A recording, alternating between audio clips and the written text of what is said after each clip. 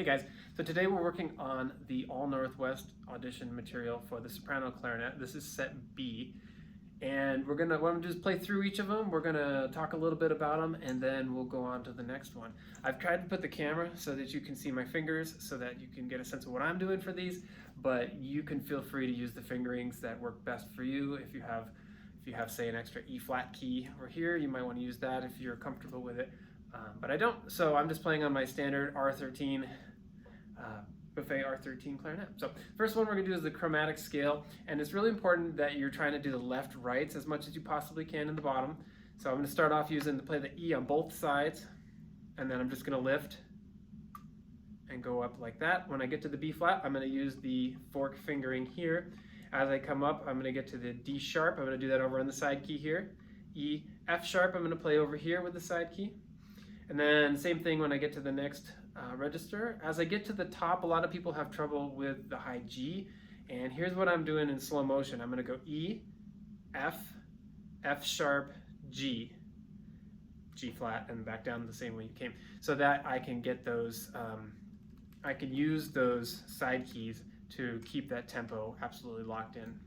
One of the things you have to watch out on that, if you're going to play G like this, it tends to be a little flat, so just remember to lip it up a little bit when you get there.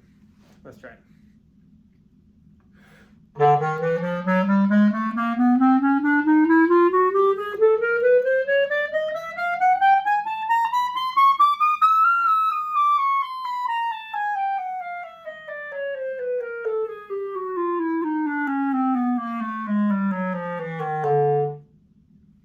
And that's the chromatic scale.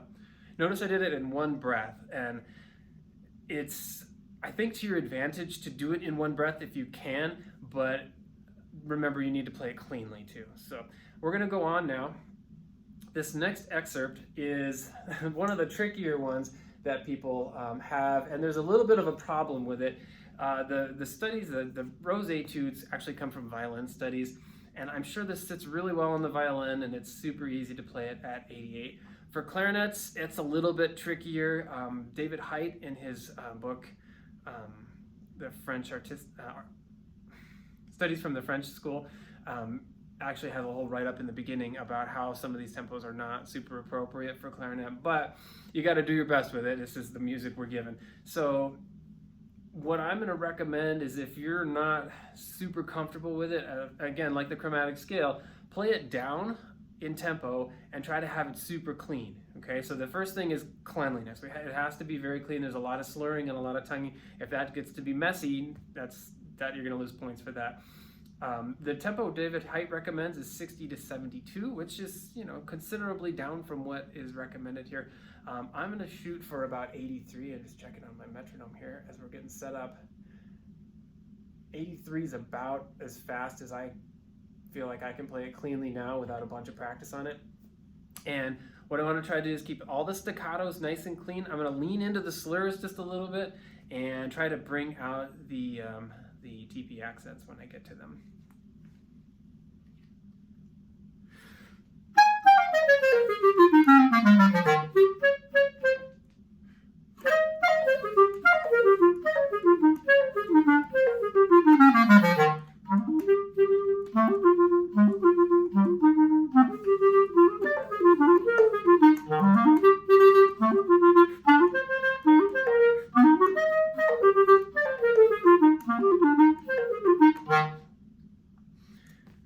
The next excerpt on our list is going to be the Weber Clarinet Concerto No. 1.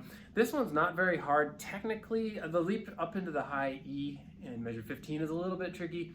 The bigger thing on this one, we want to be focusing on sustain, intonation, and shaping. Shaping is one of the things I think a lot of students, especially in auditions, tend to ignore or rely too much on what's on the paper. So what I'm going to try to do is I'm going to crescendo to the highest note of the phrase, and then I'm going to diminuendo away from it as best I can. And one of the things about Weber to remember is that the culture of the time really celebrated opera. Well, opera, in this sense, you have to think of this like an opera singer. Same thing when you play Mozart. Mozart had, as I think of it, he had two different ways of writing. He had his sort of piano string kind of writing, which sounds very instrumental. But then for the wind players, he also thought of us as being more, I think he thought of us as being more like an opera singer. So in this, picture yourself being an opera singer, play this beautiful line. So make sure that the 30-second notes are just nice and graceful into the note they resolve into. I would also make sure that you do the turn in measure 8, dun, da, da, da, da, nice and smooth, a little bit. You're gonna start, I think it's on the beat there. So this is the Weber. I'll check tempo here as we get going here. So it's supposed to be, they wanted 58 to 64. I'm gonna put my metronome on 64 just to check the tempo.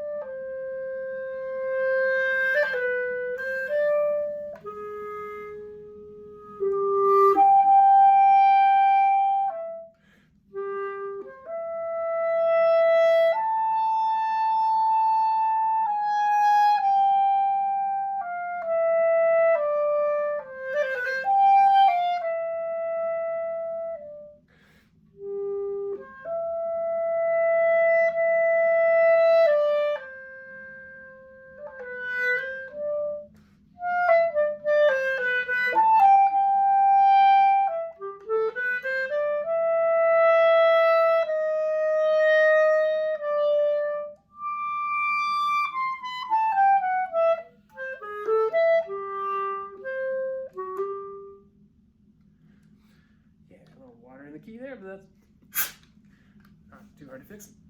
The next excerpt we have is going to be from the Saint-Saëns Clarinet Sonata. It's a beautiful piece of music. You will probably play it at some point in your career. Trick on this one is this one's kind of a good combination of the Rose etude we did and the Weber we just did. We have to focus on shaping, right? There's a lot of beautiful sweeping lines in here, and we have to make sure that the listener knows where the climax of that line is. Additionally, as you're preparing this, start working on your B flat, your high B flat to be 1 and 1. That's going to make your that's going to make that quite a bit easier to do rather than trying to do that just doesn't work good. It's not very clean. Again, staccatos need to come out. I would recommend trying to keep them nice and bouncy as you get to the top. Let's just check it out. Tempo on this they have marked as half note equals 102.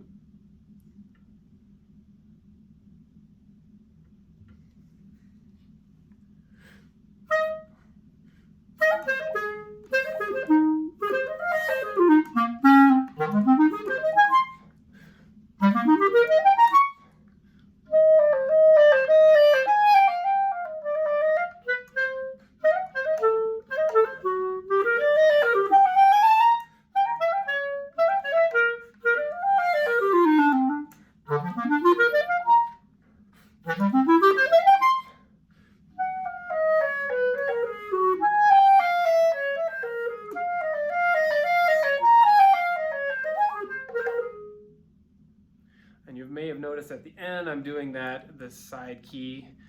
You could do 1 and 1, but going down to the B flat, it feels a little cleaner from the upper B flat to the lower B flat just to do the side key on that one. But that's the Weber. So if you have questions, feel free to email me, Joshua Metz, that's JOSHUAMIETZ @caspercollege.edu, and we will get your questions answered. Thanks for watching.